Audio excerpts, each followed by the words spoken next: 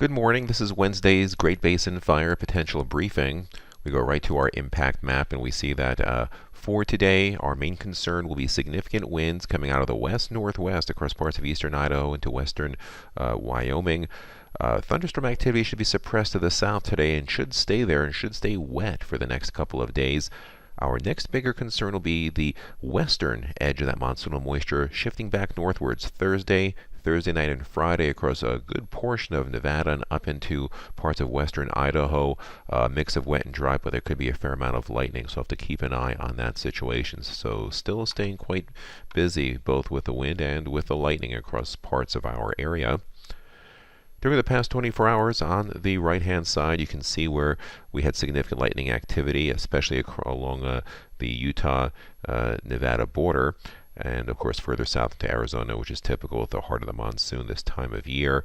On the left-hand side, you can see where that lightning was wet. Not in that many areas where you see the darker blue and the green shades, anywhere from a quarter inch to as much as an inch of rain, but where you see that first shade of blue, fairly light rainfall amounts. So we'll have to watch for some holdovers for new ignitions.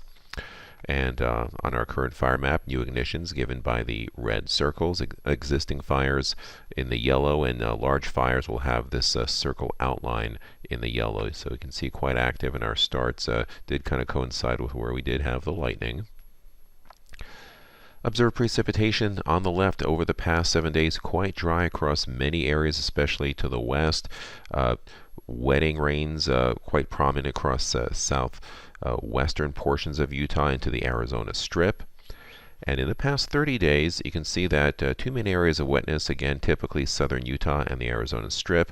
Noticeably less rain over southern Nevada. And some of this stuff over the mountains of central Idaho was about 25 to 30 days ago, and a lot of that moisture has since evaporated because we look at our current fuel situation on the ERCs. And here's our big concern. Many stations near record levels. The purples represent the 97th percentile. The red circles indicate somewhere between the 90th and 96th percentile, also critically dry. And this is significant because once that lightning pushes through late Thursday into Friday into some of these areas, we'll have to monitor for new starts, definitely, and also very dry for the existing fires through there. Also very dry in parts of western and central Nevada where lightning could come back into play, but you can see how the wetting rains have taken their toll on the fuels to the south. Here's our infrared satellite imagery showing deep monsoonal moisture being confined more to Arizona and New Mexico. There is a frontal system moving in from the north that has produced some winds overnight, fairly significant.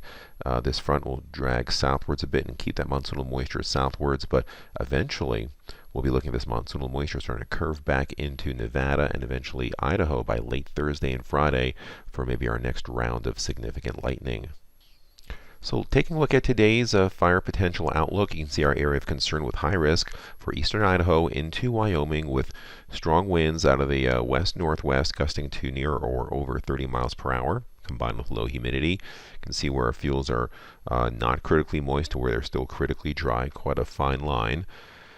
And weather conditions as we go through today. You can see the stronger winds through here in the dark green to orange shades, wind gusts of 20 to maybe as high as 30 miles per hour, and maybe in the 20s to near 30 across the Snake River Plain as well. Quite gusty into Utah, but lighter winds finally across portions of Nevada and mostly coming out of the north.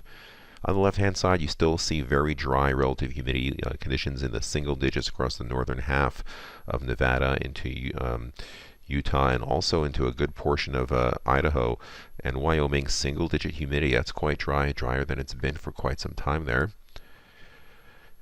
On Thursday, you can see on the upper level map on the left that greener monsoonal moisture. The deeper stuff is coming out of Arizona, but you can see the western fringe of it pushing into a good portion of Nevada, and our high risk will be on the northern half of that periphery.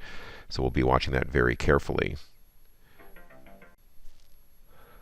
And then going down the road further into Thursday with humidity, still very dry with single-digit humidity across a good portion of Nevada and fairly dry still going into Idaho and parts of northwestern Utah. Humidity levels coming up in southern areas. On the left-hand side, you can see where the thunderstorm activity will be. Mostly wet here across Utah, especially the southern third of Utah, but pushing up into Nevada here, this is where our concern starts to be in this green shaded areas for lightning. As we go further down the road into Friday, we'll see that the high-risk area does shift further northwards into Idaho, and it's still into northern Nevada as well. And you can see on the map here that moisture given by the green dots here and the darkness indicates that monsoonal moisture, not overly deep for wetting rains, but enough for lightning, starting to push into our northern area. So again, this is our high-risk concern. We look at the area of showers and lightning expanding, covering a good portion of that area. Humidity still bone dry across western portions of Nevada. Coming up in Idaho, but that's on top of those very dry fields, so that'll be a very big concern. And over the next 3 days, precipitation totals quite wet as we go into southern portions of Utah and Nevada, but drying out, or at least not as wet as we head further north. Now going further down the road as we go into Saturday, drier air starting to punch in as low pressure drops into Pacific Northwest. You can see the dryness levels here, and where we probably will receive the lightning. We'll be concerned about new fire starts through here. And that trend's going to continue as we go into Sunday and Monday. You can see these tannish colors indicate drier overall air mass humidity. You can see our PSA starting to dry out. And as we head into next Tuesday, a good portion of the area has dried out. Even in southern areas, they will do that. Drier air pushing into Arizona, that should diminish the monsoon for the time being. Total 7-day precipitation quite wet in our southern areas, less as you head further north. And our extended outlook, near normal temperatures on the left, but below normal precipitation on the right, so the monsoonal activity should be going away for quite some time. So fuels will be drying out. This concludes our briefing. Have a great day.